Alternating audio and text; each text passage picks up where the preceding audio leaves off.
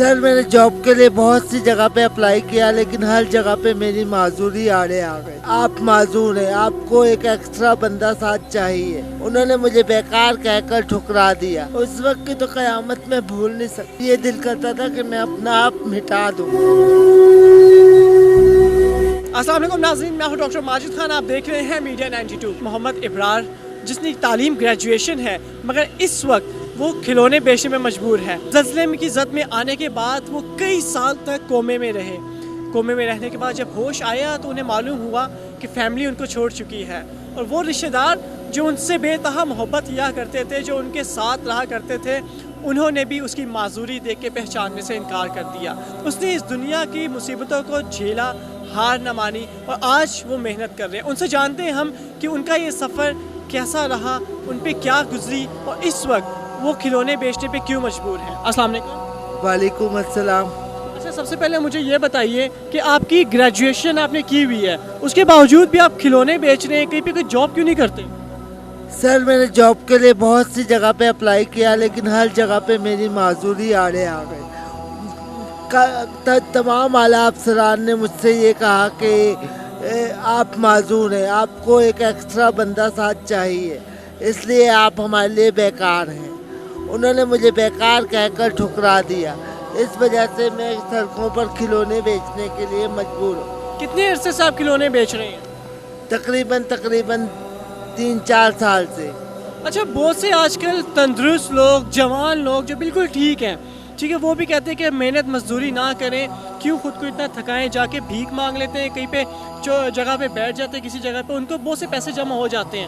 تو آپ جو کہ آپ تو معذور بھی ہیں اور محنت مزدوری نہیں کر سکتے تھے, تو آپ ایسا کیوں نہیں کرتے؟ میں ایجوکیٹڈ ہوتے ہوئے اس چیز کو اچھا نہیں سمجھتا, اور جو لوگ ایسا کرتے ہیں میں ان کو بھی یہ پیغام دوں گا اپنی طرف سے کہ وہ لوگ بھی اس بات کو سمجھے کہ یہ حق ان کا نہیں, یہ حق ان لاچاروں کا ہے جو بستر پہ پڑے ہوئے فالج کے مریض ہیں, اس بیوہ کا ہے جو اپنا حجاب چھوڑ کے گھر سے باہر نہیں نکل رہی. میں کہتا ہوں ان لوگوں کو شرم آنی چاہیے کہ جو سڑکوں پہ نکل کے بھیک مانگتے ہیں, اور سب سے پہلے ہماری اس عوام کو جو صحیح حقدار کو پہچانتی نہیں دینے سے پہلے. بچپن میں کیا بننا چاہتے تھے؟ سر میری ڈاکٹر بننے کی خواہش تھی, اور زلزلے کے بعد مجھے معذوری آئی, اس کے بعد میں نہ پڑھ سکا. تو ابھی آپ نے گریجویشن کی ہے, ابھی آپ کی وش ہے کہ آپ کہیں پہ کسی اچھے سیکٹر میں جاب کریں؟ یس, مجھے ملے تو میں ضرور کروں گا. ابھی بھی کنہیں کتابوں کا مطالعہ کرتے ہیں کہ نہیں کرتے؟ زیادہ تر میں ان کو پڑھتا ہوں, اور علامہ اقبال کو میں بہت زیادہ لائک کرتا ہوں کہ ان کی شاعری نے ہمیں یہ بتایا ہے کہ معاشرے میں کس طرح رہنا ہے اور کس طرح اپنے نام اور وقار کو زندہ رکھنا ہے. اچھا, مجھے بتائیے کہ یہ حادثہ جب پیش آیا تھا تو آپ کیا کر رہے تھے اس وقت, کیسے یہ حادثہ پیش آیا ایک دم سے؟ سر یہ حادثہ جب پیش آیا اس وقت صبح 7 بج رہے تھے. میری والدہ فرمانے لگیں کہ بیٹا ناشتہ کر کے جائیں. میں نے کہا موم آپ نے ناشتہ کروا دیا جو آپ نے کروانا تھا رات کو, تو میں جا رہا ہوں. اتنا دیکھ کر میری موم رونے لگیں اور کہنے لگیں کہ بیٹا آج نہ آنا کر, کیا پتہ آج کا یہ ناشتہ تیرے لیے آخری ناشتہ ہو, آج کا یہ ناشتہ کر جا, اس کے بعد کیا پتہ موقع نہ ملے. اتنا کہنے کے بعد پھر میں نے ناشتہ کیا, اور جب میں گھر سے نکلا اس کے بعد زمین اس طرح ہلی ہے کہ جس طرح ایک بس اسٹارٹ کر کے چھوڑ دو. اپنے گھر جب پہنچا تو دیکھتا ہوں ایک سائڈ پہ بہن زمین کے نیچے جا رہی ہے اور ایک سائڈ پہ والدہ زمین کے نیچے جا رہی ہے. بہن کو بچاتے بچاتے وہ ایک دیوار میرے گھر اوپر آ گری, اور جس کی وجہ سے میں اس حالت کا شکار ہو گیا. اچھا, ایک کھلونے بیچنے سے پہلے بھی آپ نے کوئی کام کیا تھا, اور یہ کھلونے بیچنے کا آئیڈیا کس طرح سے آپ کو آیا؟ کھلونے بیچنے کا آئیڈیا جو ہے مجھے بھوک اور افلاس نے دیا.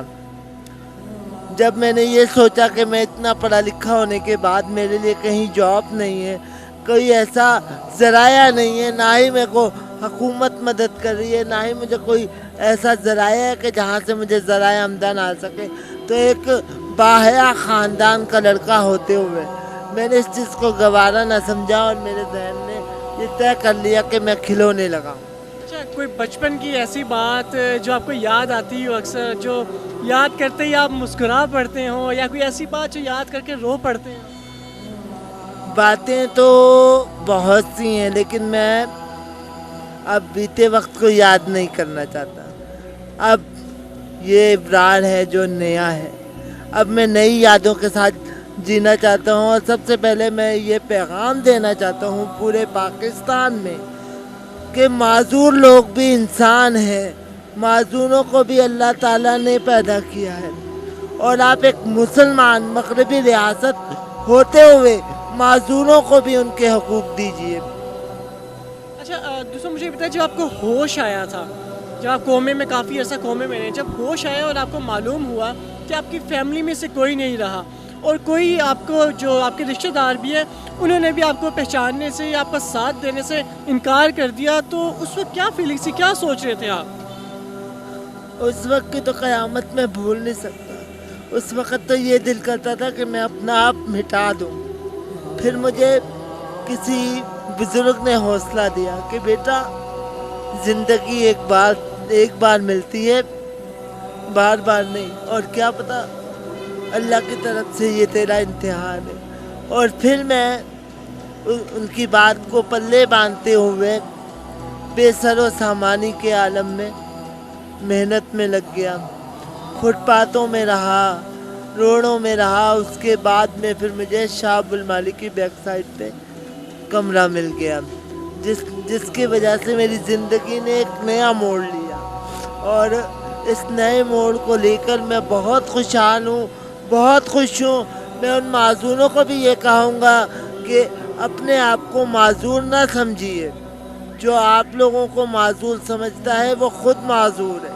آپ اپنے آپ کو منوا سکتے ہیں. آپ میں ایک جذبہ ہونا چاہیے. کسی قابلیت کے لیے اس کے لیے ہاتھ پیروں کا ہونا ضروری نہیں ہے. ذہنی قابلیت بہت معنی رکھتی ہے. آپ اپنی ذہنی قابلیت کو بروقار لائیں، انشاءاللہ آپ کامیاب رہیں. ناظرین، یہ تھے محمد ابرار، جن سے ہم نے آج گفتگو کی اور ان کی پوری کہانی جاننے کی کوشش کی. انہیں ایک بات کرتے ایک بہت اچھی بات کی کہ معذور وہ نہیں جن کے ہاتھ پاؤں نہیں ہوتے، معذور وہ ہیں جو لوگوں کو، دوسروں کو معذور سمجھتے ہیں، جو ذہنی طور پہ معذور ہوتے ہیں. مجھے اجازت دیجیے، پھر ملاقات ہوگی اگلے پروگرام میں. تب تک کے لیے اجازت دیجیے. اللہ حافظ.